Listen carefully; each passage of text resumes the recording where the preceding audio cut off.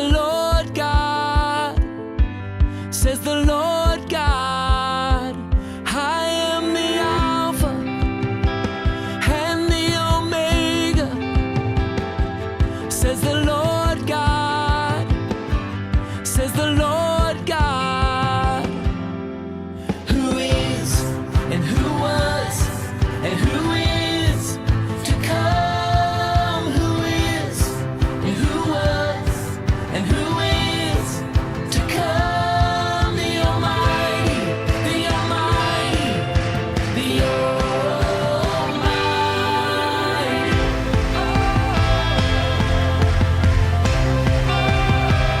I am the Alpha and the Omega, says the Lord God, says the Lord God. I am the Alpha and the Omega, says the Lord God, says the Lord God, who is and who was and who is to come, who is and who was and who is to come, the Almighty, the Almighty, the Almighty, the Almighty, the Almighty.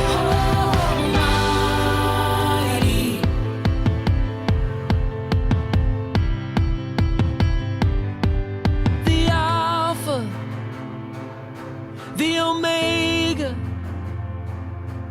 who is, who was, who is to come. The Alpha, the Omega, and who is and who was, who is to come. I am the Alpha and the Omega, says the Lord God, says the Lord God.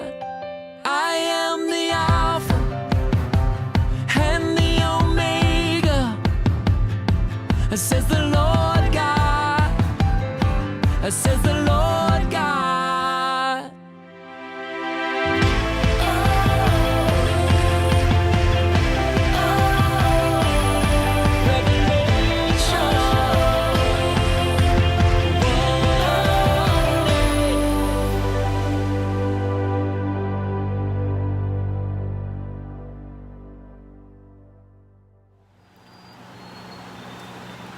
Hi everyone, just wanted to say that I hope that you guys have been having a great week. I hope that you've been keeping cool. It's been pretty hot.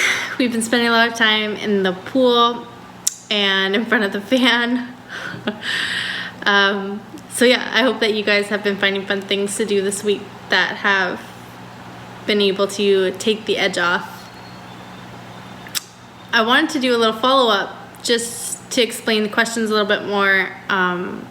They kind of work as a back and forth, so parents, you can be going over them with your kids. I just go over them at breakfast with my kids, just ask the question and they answer. It's just working on memorization and hoping that they learn it in their hearts for a time when they need it in the future. If you are memorizing them, have your parents send me a video, because I would love to see you guys and to see what you look like now, if you have any crazy quarantine haircuts, or if you've dyed your hair or something. And I would love to know if you guys are memorizing the questions too. So yeah, if you are, take a video, have your parents text it to me or something, and I look forward to hearing from any of you. And we'll just continue on.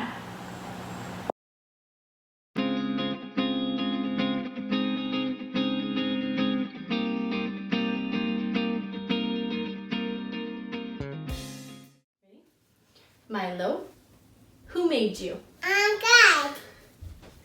And what else did God make? Everything. Yes, God made everything. Milo, who made the trees? God. Yes. Who made that deer?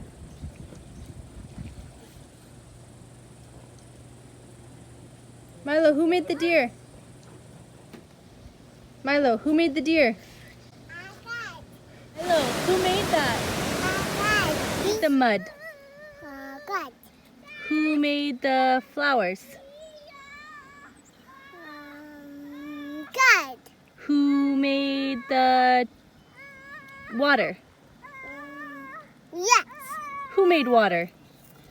God. Yes, good job. High five. Mommy.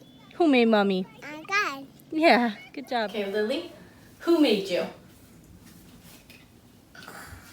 Who made you? God. Yes, do you know what else God made? Everything. Yes, God made everything. He made everything just using his words, and he said that it was good after he made everything. What made the quad? God, who made the quad? Yeah. God made the stuff that people made the quad out of. He makes the materials, and he taught people how to make stuff like the quad.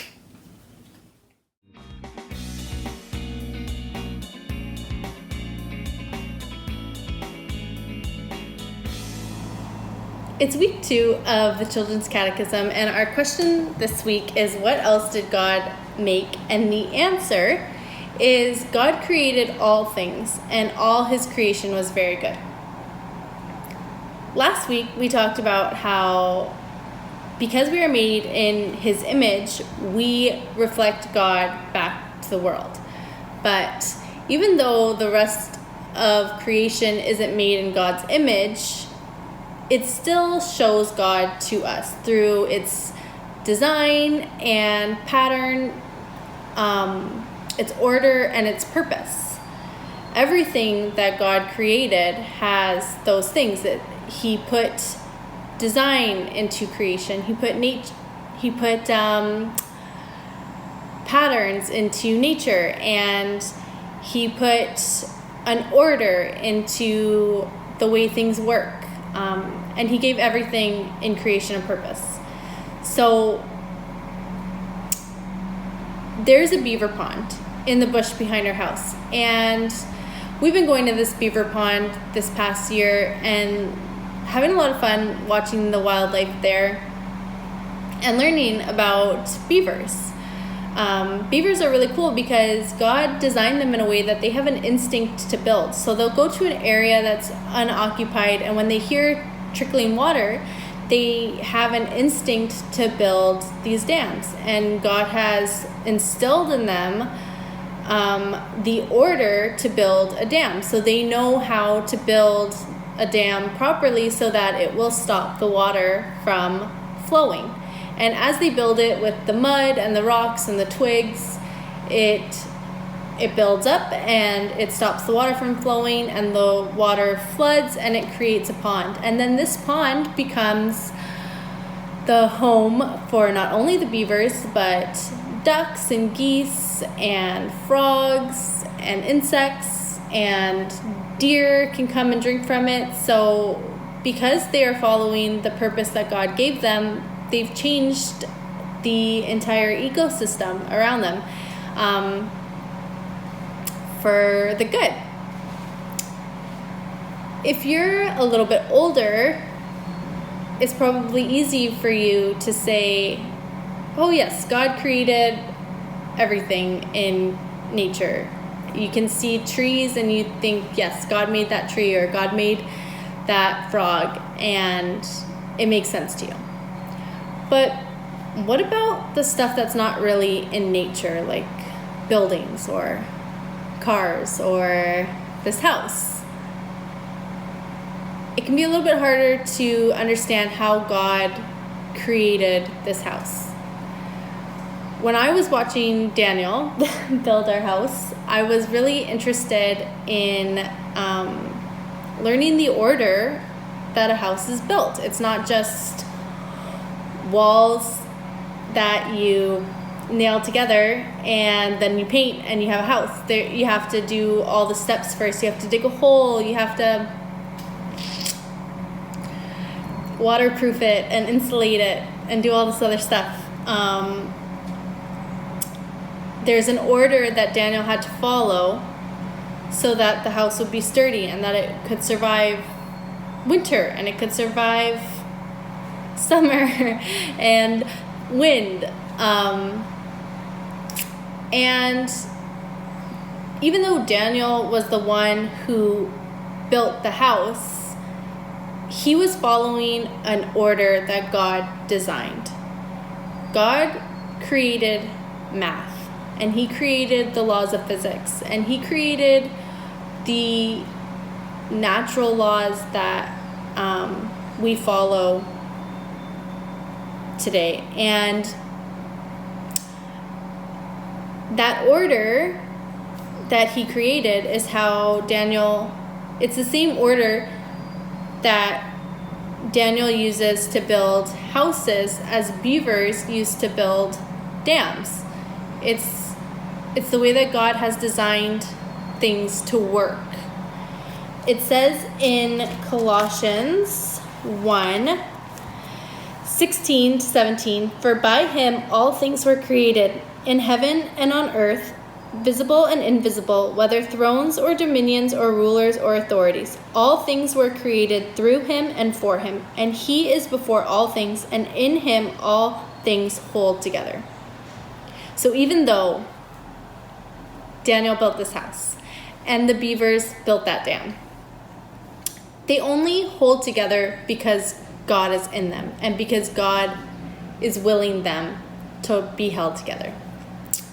So my challenge to you this week is to think about your favorite thing in creation, your favorite animal or tree or flower. What's the purpose of that thing? Because we know that God, in his design, in his order, in his pattern, has created everything in his creation with a purpose. So I want you to think about that this week. Talk about it with your parents. The thing that you love. What's its purpose? And if you are really looking for a challenge, what about something you don't love?